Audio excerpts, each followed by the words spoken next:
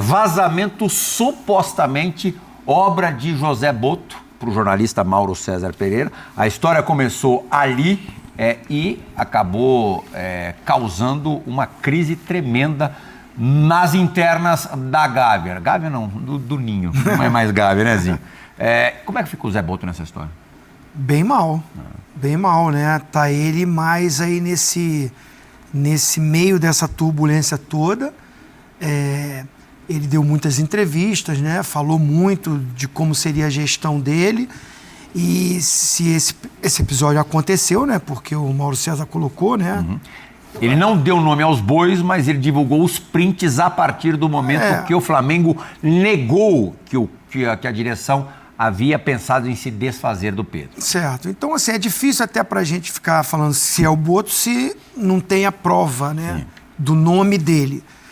Mas eu acho que, de qualquer maneira, e foi a minha fala inicial, não isentando o Pedro e o Felipe Luiz do acontecido... Agora o Botto não se pronunciou. Eu não isento eles dois, mas eu acho que isso não deveria ser exposto da maneira que foi pelo Felipe Luiz numa coletiva. Pesadíssimas falas do Felipe Luiz. Não foi só técnica, como o Felipe Luiz diz.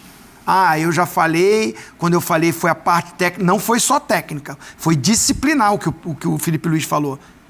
Deboche, beirou o ridículo. Ele não falou só de parte técnica. Foi esse o meu argumento de não concordar da maneira que ele conduziu, Felipe Luiz. Eu acho que ele só vai ao ponto de opção minha, os treinamentos não me dão a certeza que ele está melhor do que eu estou colocando, eu sou o treinador, sou o gestor, e nesse jogo ele não vai, ponto, acabou. Aí ele subiu o tom, colocou o Pedro numa situação que a opinião pública de 95% foi de massacre ao Pedro. O Pedro foi exposto. Se você pegar todas as comentários de internet, mídias sociais e em programas esportivos, 95% foi detonando o Pedro, sem saber a versão do Pedro. Que isso que eu acho que é errado. Você pode ver uma entrevista e uma colocação de um treinador, de uma diretoria, mas você não pode já julgar e condenar um jogador sem saber o que ele está sentindo. Qual é o sentimento dele? O que ele tem que falar sobre isso no dia a dia? E o Pedro foi massacrado.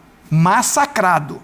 Eu vi muita gente falando, tá certo, é isso mesmo, Felipe Luiz, tem que expor mesmo, tem que falar, para de mimimi, garoto mimimi.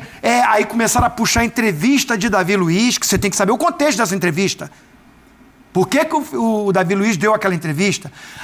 Puxaram que o Dorival também falou. Puxaram até querendo justificar uma agressão do preparador físico. Puxaram só a parte que interessava, né? Não um pegaram absurdo até o final, isso. Né? Vinha à tona uma coisa de um cara que agride uma outra pessoa. Tá vendo? Mas tem que saber por que o cara agrediu. Não tem justificativa. Agredir, dar um tapa na cara de um outro cara. Não existe isso. Perdeu toda a razão. O Pedro não quis aquecer. Não é isso, não. As pessoas falam sem saber o que é o dia a dia de um clube. É muito fácil você sentar numa mesa ou você pegar isso aqui e ficar escrevendo sem você ter vivido. Você viveu lá dentro de um clube? Você sabe como é que é um dia a dia de um clube? Você sabe como é a gestão de 40 homens? Você não sabe, cara. Aí é muito fácil pegar aqui e detonar o cara. Por isso que o Pedro falou ali. Poderia ser tratado internamente um assunto que foi interno. Você viu o Pedro xingando o Felipe Luiz no jogo? Você viu o Pedro saindo do jogo cometendo uma atitude, tendo uma indisciplina para o público todo do Maracanã ver e a imprensa ver? Vocês viram isso? Foi um assunto que foi interno lá. O Felipe Luiz não gostou do jeito que ele estava treinando, acha que o comportamento dele faltou com respeito aos atletas, tanto é que ele fala na coletiva, Pedro, ele tem que se desculpar primeiro aos jogadores, E ele fez isso, juntou o grupo.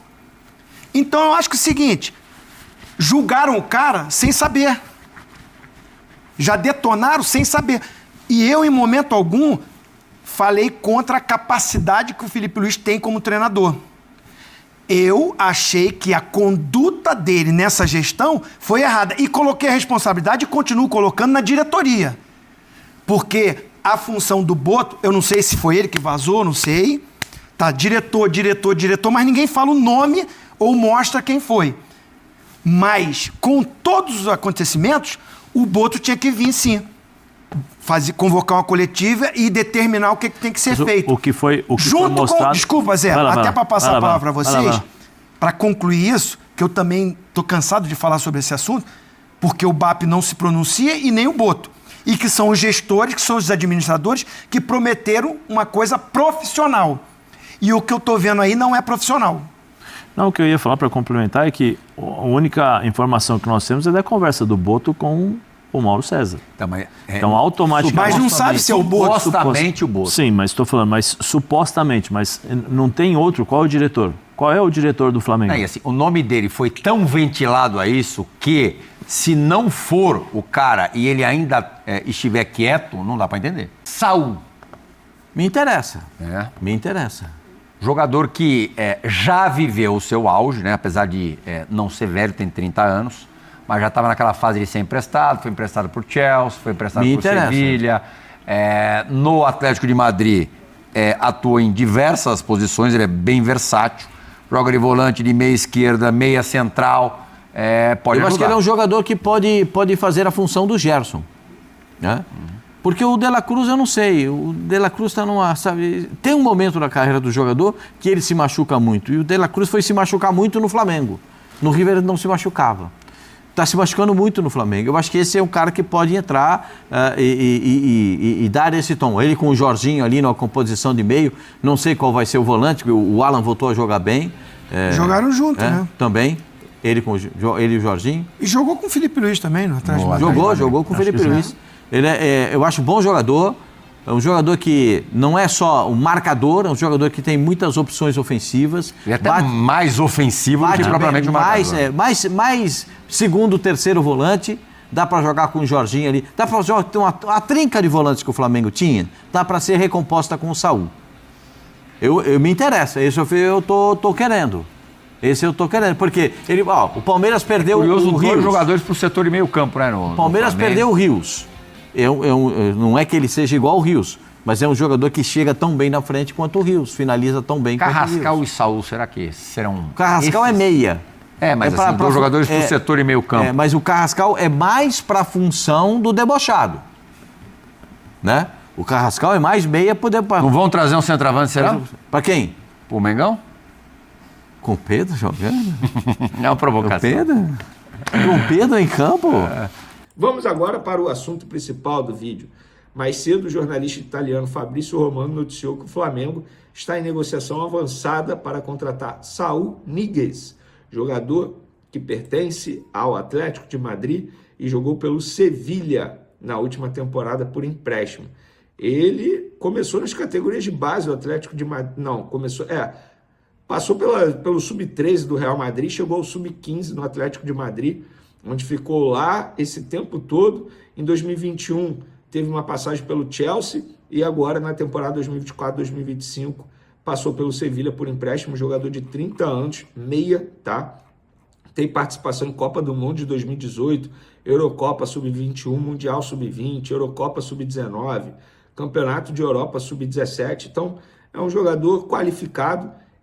E a curiosidade é que ele jogou com o Felipe Luiz, né? Tem essa curiosidade, então obviamente Felipe Luiz conhece bastante esse jogador. Após o Fabrício Romano publicar essa informação, o Flamengo emitiu um comunicado oficial, tá? Não citando essa informação específica, mas falando sobre mercado. Diante do volume recente de especulações durante a janela de transferências no Brasil, o Flamengo reafirma que só irá se manifestar sobre vendas ou contratações quando as negociações estiverem concluídas.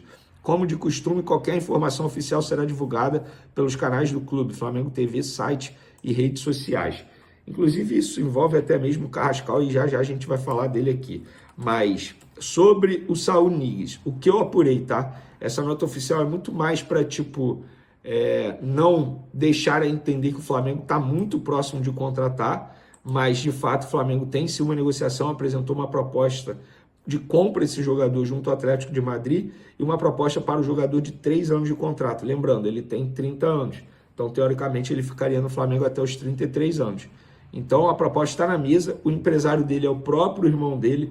É óbvio que o Felipe Luiz já conversou com ele, óbvio, isso tudo já foi feito. É mais uma negociação que o José Boto está à frente. É ele quem está conversando com o irmão do jogador, até mesmo com o próprio jogador, para tentar convencê-lo a aceitar essa proposta e vir para o futebol brasileiro. Recentemente ele quase foi para a Turquia, mas em cima da hora ele mesmo desistiu. Então é uma negociação que está em andamento. E para quem gosta de números, ele tem números interessantes nas 2 últimas temporadas pelo Atlético de Madrid e Sevilha, respectivamente. 75 jogos, segundo o SofaScore, tá? 75 jogos, sendo 42 como titular. Ele fez 3 gols, 11 assistências, 67 finalizações, sendo 14 no alvo, 40 passes decisivos, 81% de acerto nos passes, 203 bolas recuperadas e 130 desarmes. É um jogador que faz várias funções no meio de campo. Eu, particularmente, acho que seria uma contratação boa para o Flamengo.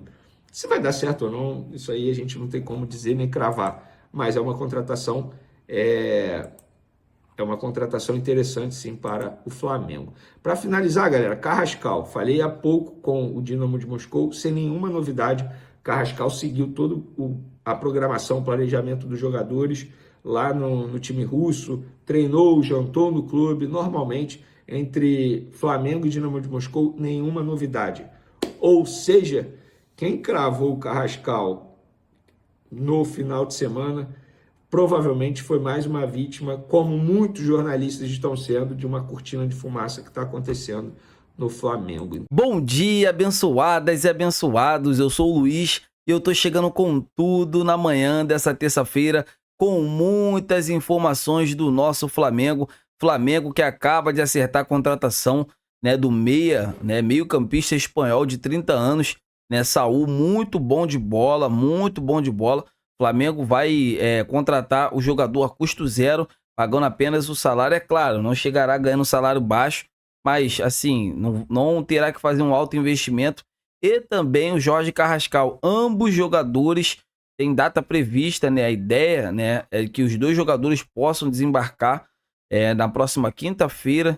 Então, assim, baita notícia para o torcedor rubro-negro, né? Eu tenho certeza que o Saul vai jogar muita bola, aqui no Flamengo. É um baita de um jogador, pode jogar. Ele é como se fosse um segundo Coringa. Um segundo Coringa. Joga centralizado ali no lugar do Arrascaeta. Pode jogar pela ponta direita, ponta esquerda, joga de segundo volante. Então, assim, é um baita de um jogador.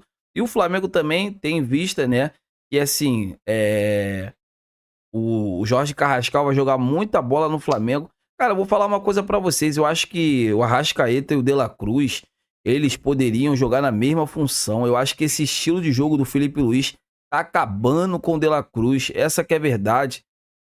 Tanto o De La Cruz como o Arrascaeta, né, são jogadores de meio de temporada. Então, assim, se ficar desgastando muito o De La Cruz e o Arrascaeta, né, o próprio Felipe Luiz e o próprio Flamengo perde o melhor deles, que é a conclusão ali no último terço. Então, assim, eu acho que os dois tinham que ficar revezando. Primeiro tempo entra o Arrascaeta, segundo tempo entra o De La Cruz, e assim ia.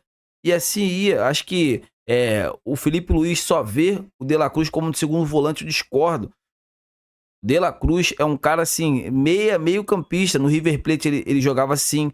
Na seleção do Uruguai ele joga assim. Então, assim, acho que segundo volante ele se desgasta muito mais, né? Mas vamos torcer para que o Felipe Luiz aprenda, né, e ver, né, se ele pode fazer esse teste colocando o De La Cruz como meio campista. Aí o Flamengo ganharia muito, né, o De La Cruz, porque se desgastaria muito menos, ele poderia render muito mais fazendo gol. O Flamengo precisa de jogadores decisivos do meio para frente, essa que é a verdade. Então é isso, amigas e amigos, eu tô indo nessa. Saudações rubro-negras, fiquem com Deus.